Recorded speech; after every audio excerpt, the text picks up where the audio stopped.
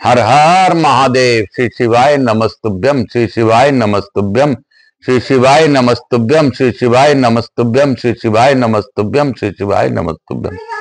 हे भोला सब दुख काटो हमारा, हे शंभो सब दुख काटो हमारा। शिव शंकर जपूं तेरी माला, बाबा भोला जपूं तेरी माला के भोला सब दुख काटो हमारा। हे विश्वनाथ सब दुख काटो हमारा, हे काशीपति अधिनाथ सब दुख काटो हमारा। हे भोला सब दुख काटो हमारा। शिव शंकर जपूं तेरी माला, बाबा भोला जपूं तेरी माला के भोला सब दुख काटो हमारा। हे भोलेनाथ सब दुख काटो हमारा। मैं प्रथम पूज्य देव गणपति गणेश जी महाराज का आह्वान करता हूं तथा उनका प्रथम पूजता करते हुए उनसे अनुरोध करता हूं कि आप अपना आसन ग्रहण करें तथा इस कथा स्थल पर आने आवाहित समस्त देवी देवताओं को आने का मार्ग दें और उनसे हमें आशीर्वाद दिलवाएं। हे यहाँ के स्थान देवता, वास्तु देवता, ग्राम देवता, क्षेत्रपाल देवता, समस्त देवी देवताओं से अनुरोध करता हूं कि इस कथा स्थल पर पधार कर स्कंद महापुराण की कथा का श्रवण कर हम सभी को आशीर्वाद दें। मैं अपने भोलेनाथ मैया पार्वती से भी अनुरोध करता हूं कि गौर बिंदोरा का आसन ग्रहण करें, भावपूर्वक इस कथा का श्रवण कर हम लोगों को कृतार्थ करें और आपकी जैसी इच्छा हो उस प्रकार कथा सुन लें, सुना लें और करवा लें। कार्तिक कुमार कार्तिक देव से भी अनुरोध करता हूं कि आप हम सभी लोगों को इस कार्तिक पुराण की कथा का श्रवण कर आशीर्वाद दें, दिलवा दें और हम लोगों पर अपनी अखंड कृपा बनाए रखें। मैं अपने पितरों तथा अपने श्रोताओं के पितरों का भी आह्वान करता हूं। मैं अपने कुलदेवी के सरस्वती माता तथा अपने श्रोताओं के कुलदेवता कुलदेवी का भी आह्वान करता हूं। मैं समस्त देवी देवताओं को आह्वान करते हुए रामचंद्र जी महाराज से अनुरोध करते हुए, हनुमान जी महाराज को प्रार्थना पूर्वक निवेदन करते हुए तथा कृष्ण भगवान भोलेनाथ विश्वनाथ मेरे जगन्नाथ का नमन करते हुए मैं गुरु आज्ञा लेकर मैं आकाश राजगढ़िया बंसल गोत्रोत्पन्न उमाशंकर नारायणी देवी कांता राजगढ़िया का पुत्र आचार्य संगीत कृष्ण जी महाराज सांवरिया बाबा मेरे गुरु, मैं उनका वंदन करते हुए उनसे प्रार्थना पूर्वक आज्ञा लेकर आज की कथा आगे की ओर ले जाने के लिए आज्ञा चाहता हूं।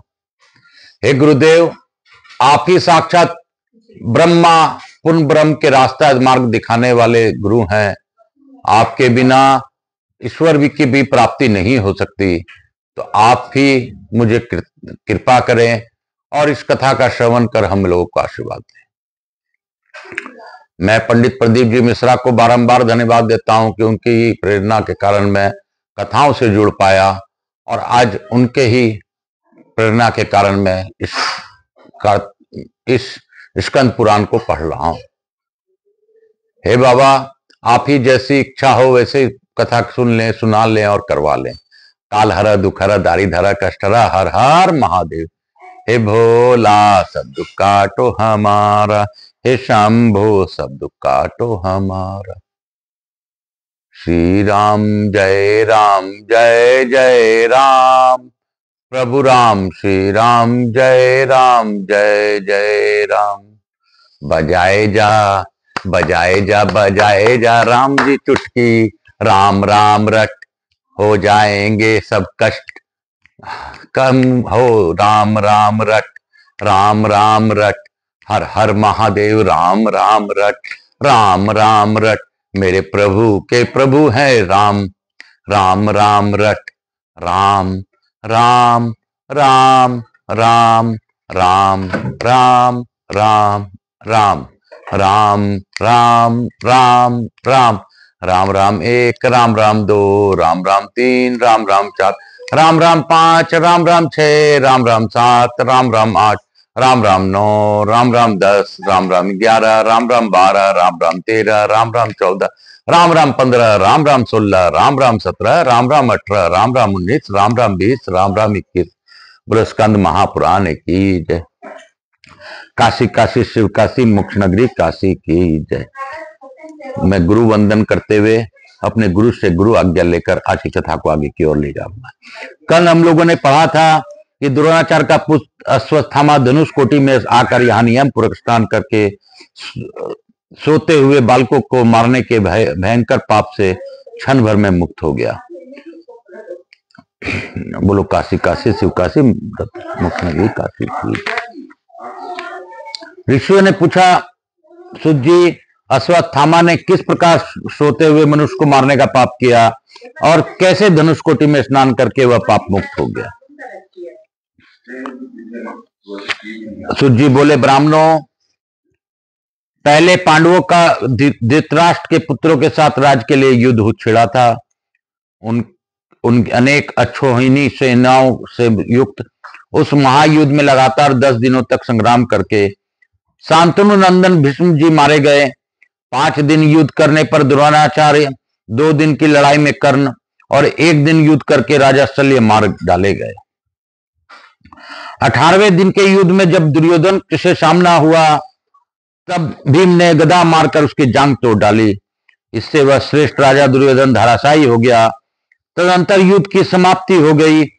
सब राजा अपने अपनी छावनी पर लौट जाने की जल्दी करने लगे। सबने प्रसन्नता पूर्वक शिविर को प्रस्थान किया। गृष्टगुम शिखंडी आदि समस्त सूर्यवंशी क्षत्रिय तथा अन्य राजा लोग भी अपने अपने शिविर को लौट गए। श्री कृष्ण और सात्विक के साथ पांडव भी अपने शिविर में चले गए। इस समय श्री कृष्ण ने पांडवों से कहा, हम लोगों के मंगल के लिए आज की रात में शिविर से बाहर निवास करना चाहिए। तब श्री कृष्ण और सात्विक के साथ सब पांडव छावनी से बाहर निकल गए।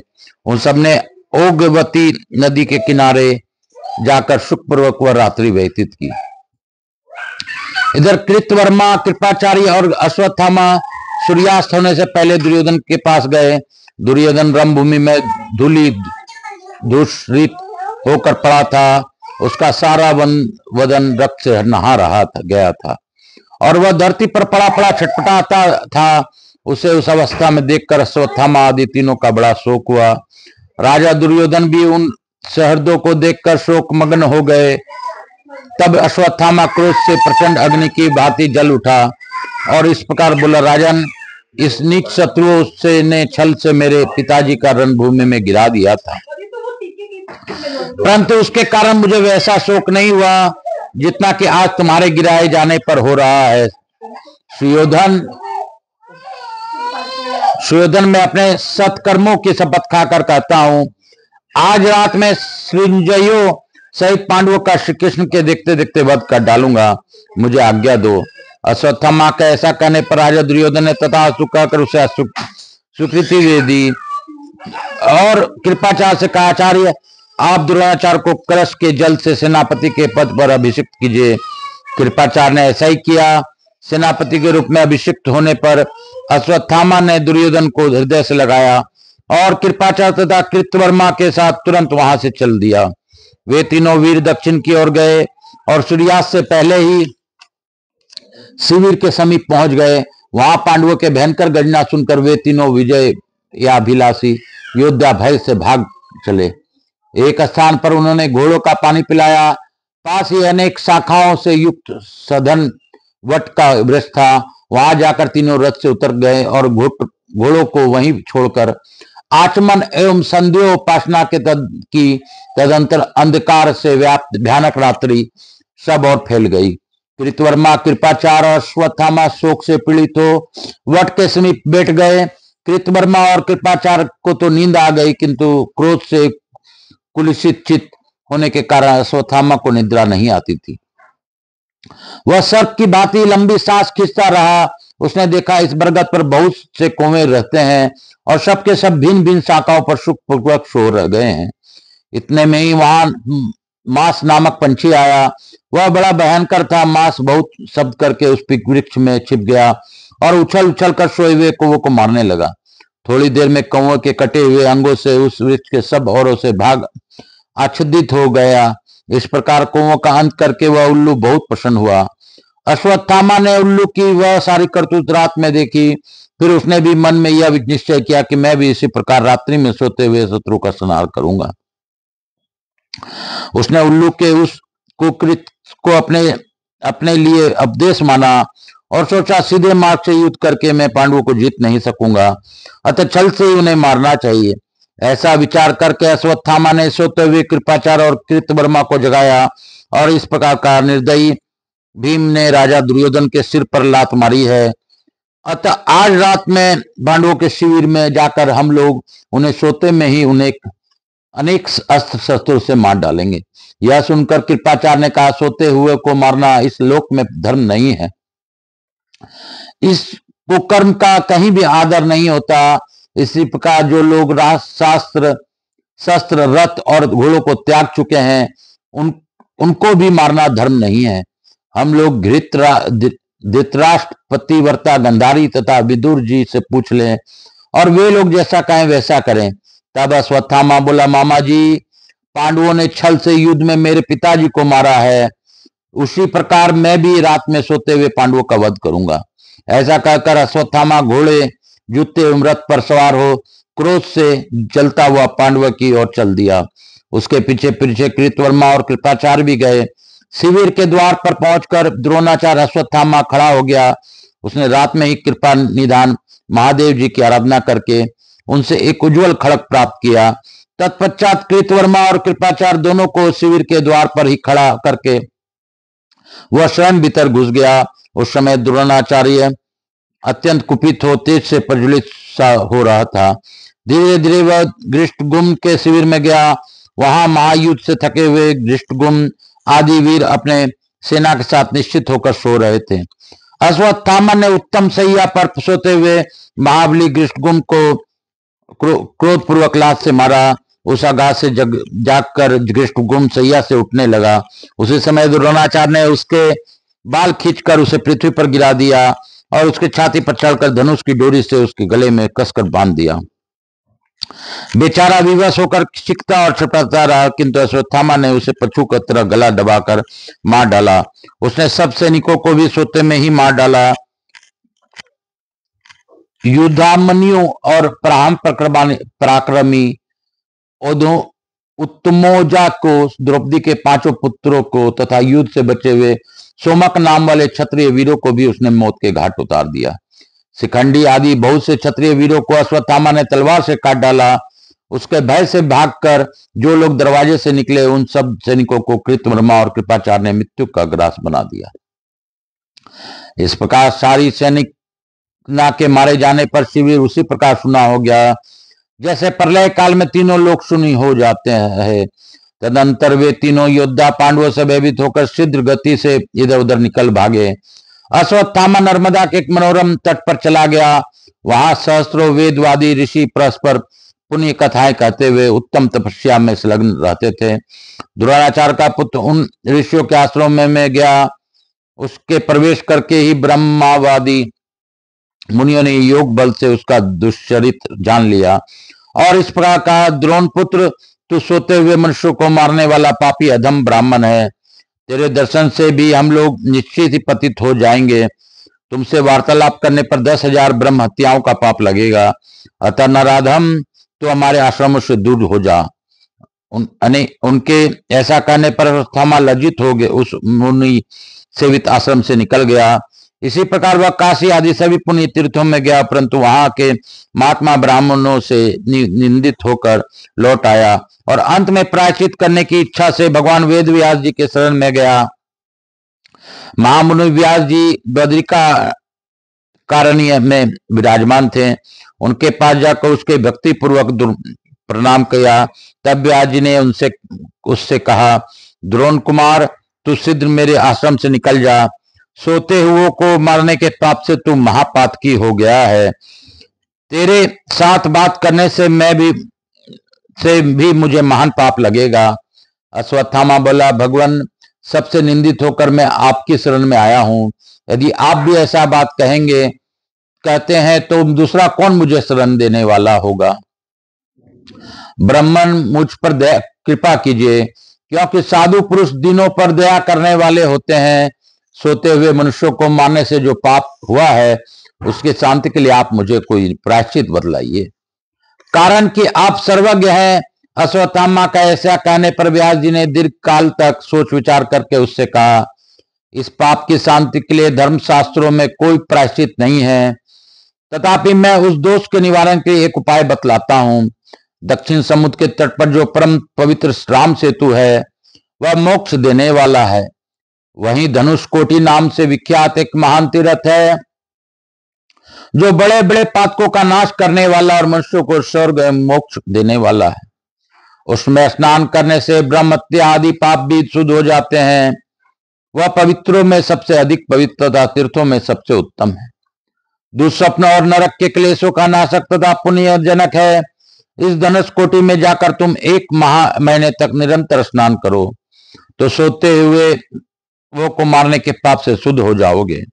महर्षि व्यास के इस प्रकार कहने पर अश्वत्थामा राम सेतु पर जाकर पुण्यदायिनी धनुषकोटि में पहुंचा। वहां उसने संकल्प पूर्वक 1 मास तक निरंतर स्नान किया।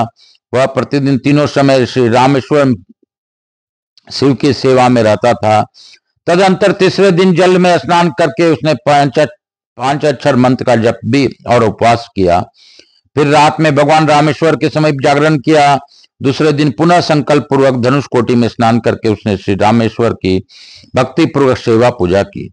तदंतर आनंद के आंसू बहाता हुआ वह शिव जी के आगे नृत्य करने लगा। उस समय भगवान शंकर प्रसन्न होकर उसके सामने प्रकट हो गए। उनका दर्शन करके उसने भगवान शिव को इस प्रकार सत्वन किया। देव देवेश्वर, आपको नमस्कार है। करुणाकर शंकर, विपत्ति रूपी समुद्र में डूबे हुए प्राणियों को पार लगाने के लिए आपको चरणारविंद जहाज रूप है। मृत्युंजय त्रिलोचन, आप अपने कृपा दृष्टि से मेरी रक्षा कीजिए। इस प्रकार स्तुति करने पर महादेव जी प्रसन्न हो अश्वत्थामा से बोले, द्रोण कुमार, सोते हुए को मारने के कारण जो तुम्हें पाप लगा हुआ है वह धनुषकोटि में नहाने से दूर हो गया है। अब तुम कोई वर मांगो। अश्वत्थामा बोला, महेश्वर, आज आपके दर्शन मात्र से मैं कृतार्थ हो गया। आपके चरणार बिंदु में मेरी अविचल भक्ति हो। तथास्तु कहकर देवदेव महादेव जी वहीं अंतर्ध्यान हो गए। इस प्रकार पाप रहित, शुद्ध एवं निर्मल एवं अश्वत्थामा को उस समय में सभी महर्षियों ने ग्रहण किया। बोलो शंकर भगवान की जय, बोलो कृष्ण भगवान की जय, बोलो राम सेतु की जय, बोलो धनुषकोटि की जय। इस प्रकार इस अध्याय का समापन के साथ ही आज की कथा को यहीं पे विराम देता हूं। मैं अपने भोलेनाथ को मनन करते हुए, धनुषकोटि को प्रणाम करते हुए आप सबको धन्यवाद देता हूं कि आज हम लोगों ने धनुषकोटि की एक और कथा का श्रवण किया। अश्वत्थामा का पाप किस प्रकार दूर हुआ यह भी जाना, क्योंकि मेरे भोलेनाथ सच में दयालु हैं। हमें कुछ ना कुछ बतलाना चाहते हैं और बताते रहते हैं। पुराण के श्रवण मात्र से हमारे जीवन में कष्ट दूर होते हैं, इसमें हमें शंका नहीं रखनी चाहिए। जीवन में कष्ट बहुत आते हैं, लेकिन भगवान उनको मार्ग भी देते हैं, हमें समझाते हैं। बस समझने वाला चाहिए। काल हर, दुख हर, दारिद्र कष्ट हर, हर हर महादेव। कपूर गौरम करुणावतारम संसार सारम भुजगेंद्रहारम सदा वसंतम हृदयारविंदे भवम भवानी सहितम नमामि। श्री राम जय राम जय जय राम, प्रभु राम श्री राम जय जय राम, प्रभु राम श्री राम जय जय राम, श्री राम जय जय राम। यहाँ के स्थान देवता, वास्तु देवता, ग्राम देवता, क्षेत्रपाल देवता, समस्त देवी देवता जो नमो। मेरे भोलेनाथ मैया पार्वती नमो नमः। मातृ देवी और पितृदेव और सब पितृ देवताभ्याम नमो नमः। हर हर महादेव। भक्तवत्सलाय नमो नमः। स्कंद पुराणाय नमो नमः। शीतलीकरण हम कश्यप। हर हर महादेव। काल हर, दुख हर, दारिद्र कष्ट हर हर महादेव, हर हर महादेव। भोला सब दुख काटो हमारा, हे शंभु सब दुख काटो हमारा। शिव शंकर जपूं तेरी माला, बाबा भोला जपूं तेरी माला के भोला सब दुख काटो हमारा। हे विश्वनाथ सब दुख काटो हमारा। मैं प्रथम पूज्य देव गणपति गणेश जी महाराज, लक्ष्मी जी महाराज, रिद्धि सिद्धि शुभ लाभ कुबेर जी महाराज से अनुरोध करता हूँ कि आप हमारे यहाँ निवास रहकर अखंड कृपा बनाए रखें। हवाई समस्त देवी देवताओं से अनुरोध करता हूँ कि आप हम सभी लोगों को प्रसन्न होकर इस कथा का श्रवण का लाभ प्रदान कीजिए और आशीर्वाद देकर अपने स्थान को गमन कीजिए। पुनः बुलाने पर पधार का आशीर्वाद दीजिए। हे स्कंद कुमार स्कंद देव, आपने बहुत ही उत्तम कथा हम लोग को सुनाई, उसके लिए कोटि कोटि मैं अपने भोलेनाथ मैया पार्वती को भी धन्यवाद देता हूँ, रामचंद्र और हनुमान जी को भी धन्यवाद देता हूँ तथा जगन्नाथ जी को भी धन्यवाद देता हूँ। समस्त देवी देवताओं को धन्यवाद देते हुए तथा उनसे प्रार्थना करता हूँ विश्व का कल्याण कीजिए। जो इस कथा का श्रवण करे उनके कष्ट को दूर कीजिए, और जो इस कथा का सब्सक्राइब करे उनके जीवन में कष्ट को छीन लीजिए। काल हरा दुख हरा दारी धरा कष्ट हरा, हर हर महादेव शंभु शंभु। बोल बम का नारा है, बाबा एक सहारा है। बोलो बम, माता बम बोल बम, बहनी बम बोल बम, सब कोई बोले बोल बम, मैं भी बोलूं बोल बम। बोल बम में एक संदेशा है, ब्रह्मा विष्णु महेश एका है। हर हर महादेव शंभु शंभु शंभु शंभु। जय जगन्नाथ जय जगन्नाथ जय जगन्नाथ।